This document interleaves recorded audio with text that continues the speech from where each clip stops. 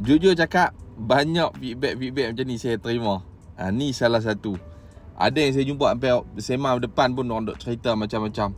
Nak habaq kata hasil daripada niat nak pergi umrah. Satu, niat saja pun dah nampak hasil dah. Yang pi buat umrah pun balik ada hasil yang lain.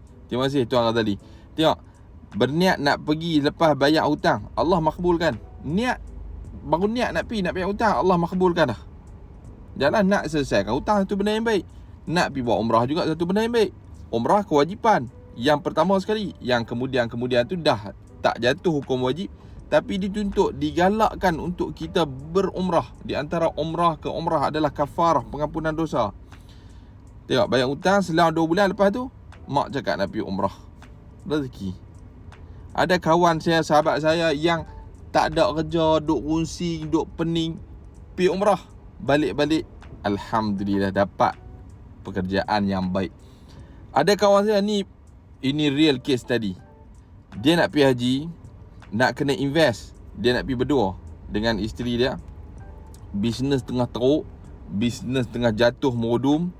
Dia ada simpanan yang dia kata kalau dia nak pergi haji, habis simpanan ni, dia kena bayar untuk package haji. Dia pergi package lah, sebab dia tak dapat panggilan haji lagi. Jadi nak pergi yang lebih cepat.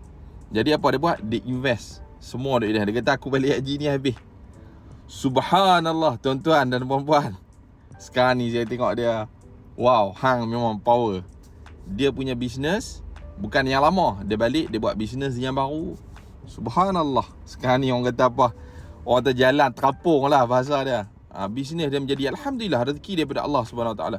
Sebab tu kata, bukan kita pergi buat umrah dengan semata-mata balik nak benda itu ini.